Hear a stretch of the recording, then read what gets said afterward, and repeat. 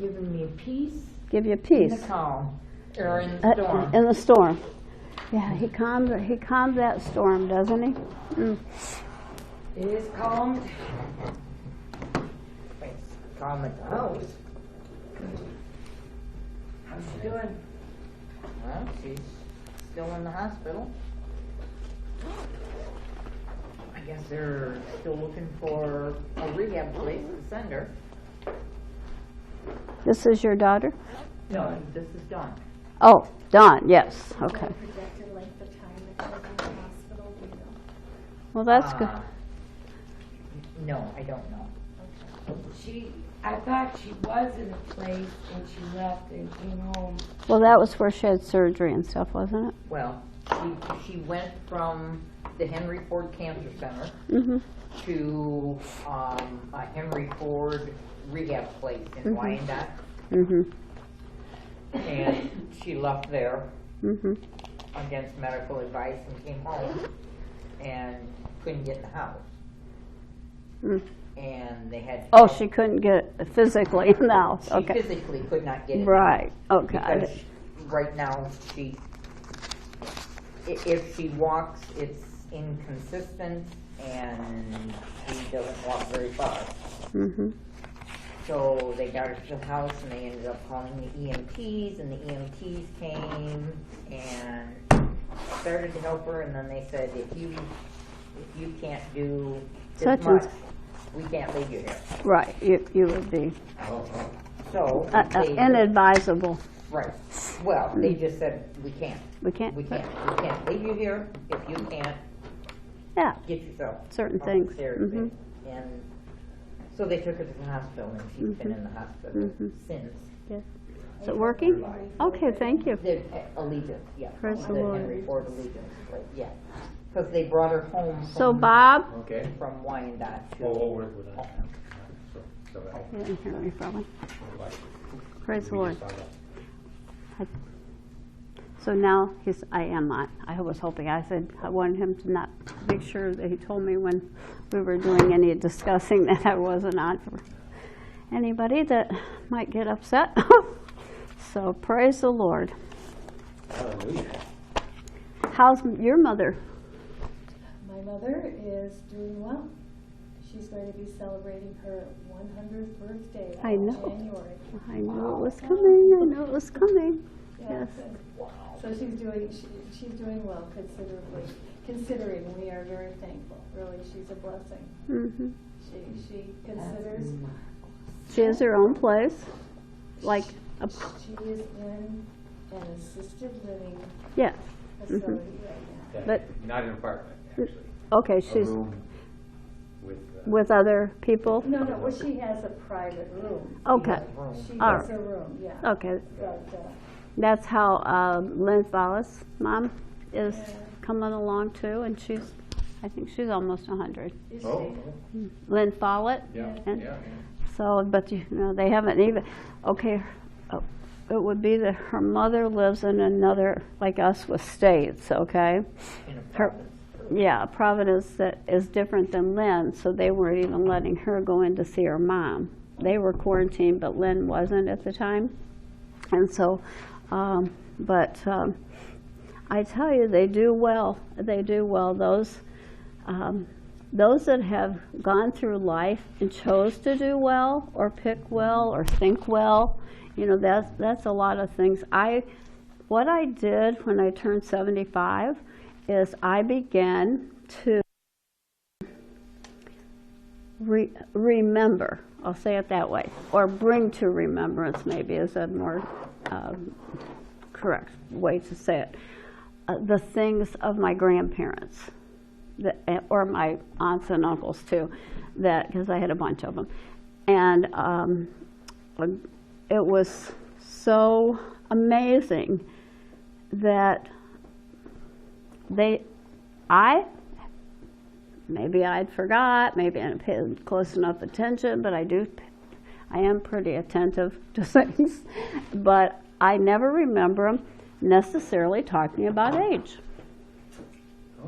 It wasn't like today, like, oh my gosh, I'm such and such or so and so. It was just You know, they just, as a matter of fact, I believe it was my mother's mother. I don't think she was, she would just assume you just let the age thing go, because she said it's about living, it's not about counting how long you live. That's right. And that's one of the things now I bring in myself in remembrance to. I'm thinking it's not about living, it's about counting how long you've lived, how you have lived and what you have done and what you've enjoyed. And I can remember we would say certain things to my grandmother, my mother's mother, and she would tell us a story of another generation. She brought another generation to us and said, well, when I was a child or when I was growing up, my father, and she would start telling like the ancestry and the things that were done. And she said, now it's our turn to build.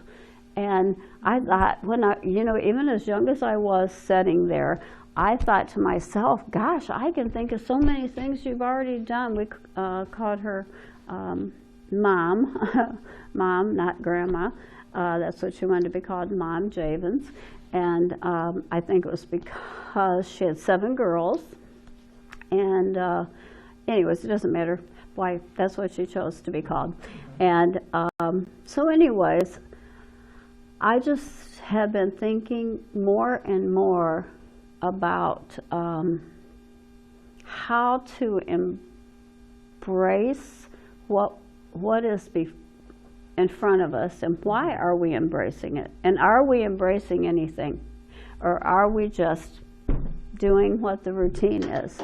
You know, you need a routine. People need routines for certain things, but in a way, if you do nothing out of that routine, that would just not, I don't know exactly. I think it was several weeks ago, but Pastor had realized that it was about time for our Dairy Queen to close over at Michigan Center.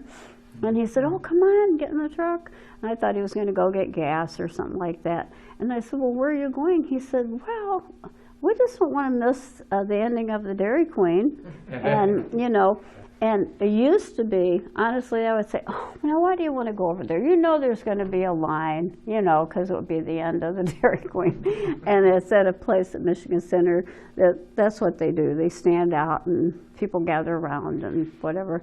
And I thought, he's asking me or taking me to do something. So why, I'm learning, even it might be a little later than I would like to have had it been. I'm learning to hear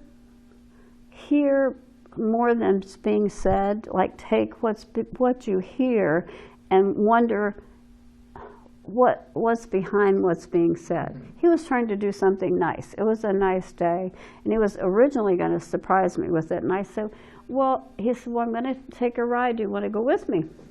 And I said, oh, I was just ready to finish getting dinner around, He said, something about, you do dinner every day. Come on, ride with me. And I said, okay.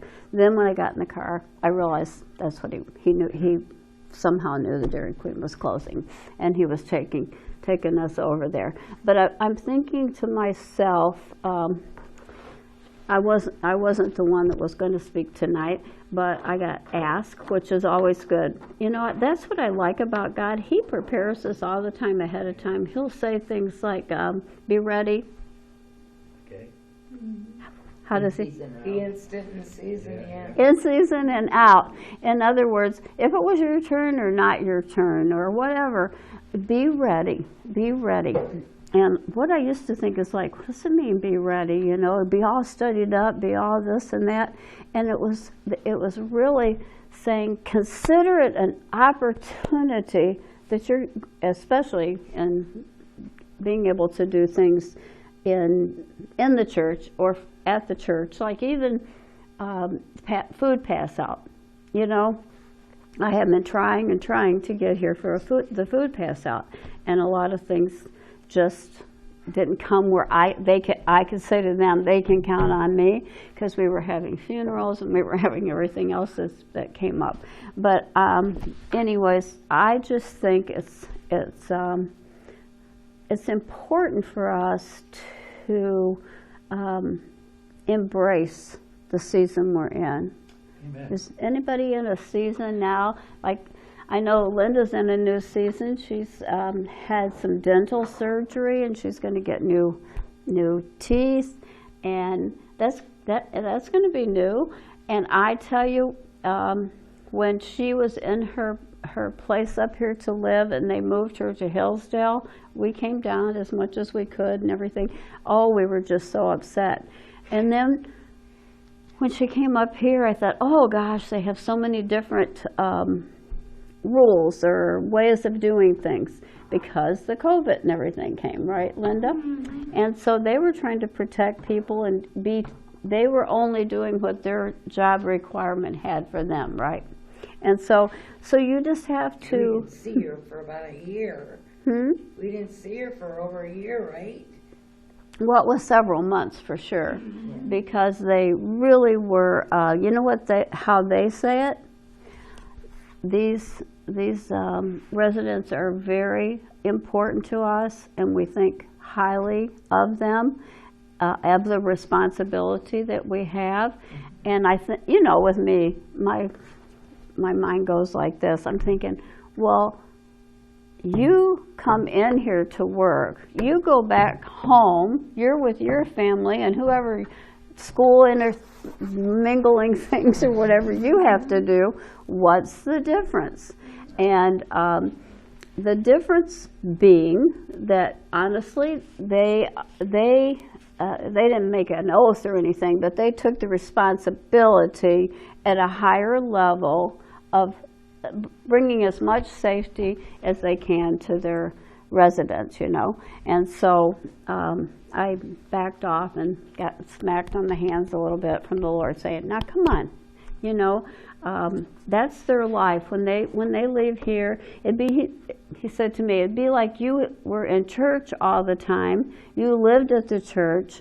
You did everything at the church. Now, they get to even go to their personal rooms and things like that. They get to go into their shower time and all that alone.